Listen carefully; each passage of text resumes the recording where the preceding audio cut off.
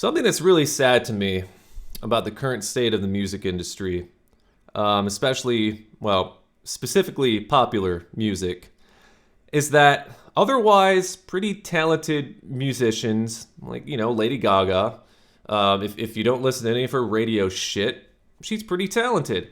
Ed Sheeran, I'm sure, if you don't listen to any of his, even Justin Bieber, for Christ's sake. I saw a video of him singing and playing guitar before he became the nuisance that we know today. The musical nuisance, that is. And, it's the attraction of fame and wealth that takes these really good musicians and turns them into what they become: rip-off artists, unoriginal hacks. And, you can't use the word talentless because they got talent. It's buried deep beneath a layer of plagiarism and the other thing that sucks is they get to hide behind this wall of, well, a lot of things in popular music are borrowed, and there are only so many ways that you can arrange a song. There are only so many notes in popular music. They get to hide behind that wall when people go, hey, that sounds almost exactly the same as Let's Get It On by Marvin Gaye, or that sounds exactly the same as Waterfalls by TLC. That sounds exactly the same as this song and all the other songs in the world. When you get to hide behind such an excuse, you also kind of diss yourself, because you're saying that you don't have the talent, or you do not possess the ability to make a song that is influenced by another that you like, instead of just completely ripping it off. We're not quite at the point where we've put all of the notes that we can. If popular music is like that, then it's no fucking wonder people are worried about AI coming into the creative arts and taking everything over. Because apparently you humans out there like Ed Sheeran you just don't know how to make original music anymore. So if AI does swoop in, you only got yourselves to blame, because you keep ripping people off and you keep saying, oh, it's just influence, I didn't know, or we can only do it so many ways. Find another way. Be a creative musician. Be a creative artist. Is it that hard? I guess it's becoming that hard. As far as the lawsuit goes, on one hand, it sets a pretty crappy precedent going forward if Ed Sheeran is forced to pay out a shitload of money to the copyright holders. And when I don't really like it at all when rich trouser stains go and buy up the copyrights to music, songs they had nothing to do with, songs that they did not write or even particularly like. They buy up the copyright and then they become entitled to the funds. I think that's just it's a lazy, shitty way. It's just about as lazy as, Ed Sheeran totally ripping off Let's Get It On by Marvin Gaye and making millions and millions of dollars off of it. And that's precisely why I think he should pay some of that over to, well, ideally Marvin Gaye's estate, and not whoever owns the copyright or just bought it up because they could. Because capitalism, So yeah, on one hand, it's like, do we really want to be hearing over and over again about songs going on trial, about singers, songwriters going on trial? Because there are so many songs out there that I think that the original songwriters would have claims to, and it'll just go on forever. It'll just go on forever and ever and ever, and we'll never hear the end of it. And if you ask me, I think this world could use fewer lawyers and fewer lawsuits. But at the same time, I reflexively cannot stand it. I just cannot stand when a musician comes out and says that they either claim ignorance to the original song that is in question, or they say something like, oh, we can only arrange these notes in so many ways. And so I don't know, man. I don't know.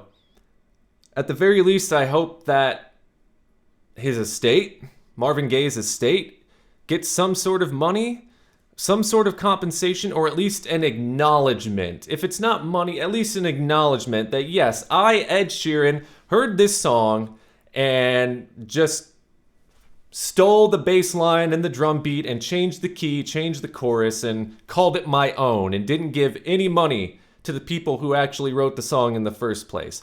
That kind of acknowledgement, that sort of humility, you know, that sort of humility is something that is missing from popular music. Because again, it's the attraction to fame and fortune that really matters to these people in popular music. They don't give a shit about the music. Do you think Ed Sheeran really actually like agonizes over any of the crappy crooning ballads that he makes? No. Not a fucking chance. And if he does, he's really not... I don't want to say he's not a good musician, but he's not doing it very well, because there's no way you need to agonize over such simplistic and corporate music, you know? It's just like, here you go. Here's your influence. Try not to make it sound too much like the original. Because, I mean, if that's what we're saying pop music is, it's just always... That's what he said in court. He said something along the lines of, you know, popular music is replete with this sort of thing. You know, borrowing and sampling and... Yeah, but they pay up to the people who you borrowed and sampled from. That's the thing that Ed Sheeran and all of his little fanboys are missing here. So, I don't know. I want him to pay up, and I would like for, at the very least, for these musicians who get caught up in these scandals, in these similarity, incidents. I, at the very least, want them to acknowledge that, yeah, okay, you got me. I took a big-ass chunk out of this. There is a big difference between... There is a line drawn between influence and ripoff, and I crossed it over into ripoff. I'm sorry. Here's some money to the copyright holders, and that's it. You know, and then everybody can move on. Everybody can just move on, and we don't have to have... This is the second time that Ed's going on trial for this song, by the way.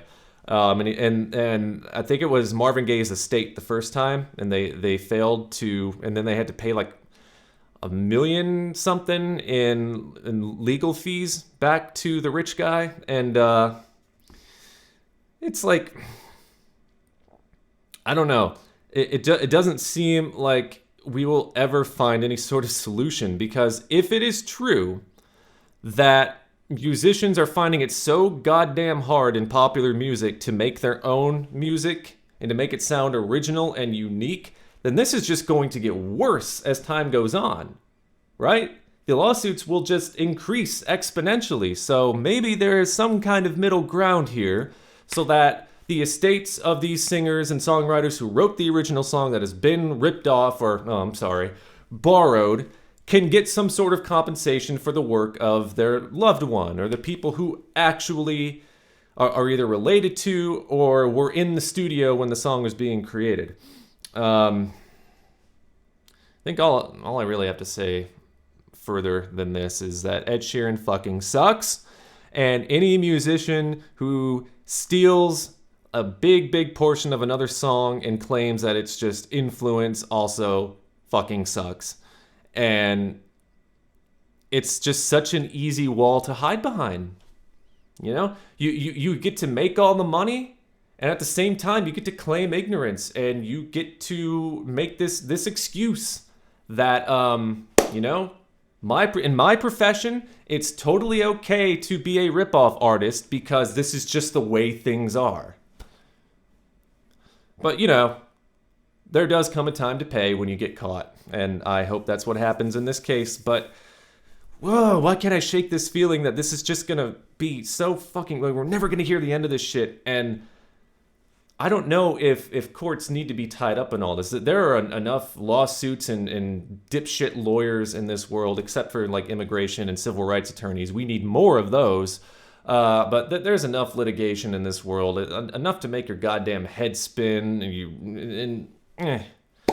Anyway, that's all I got to say about this. Fuck you, Ed Sheeran, and fuck anybody else who just does not possess the ability to be original, so they rest on the laurels of, I'm a pop musician and we don't have any originality because it's just in the DNA of pop music. Have a good day, folks.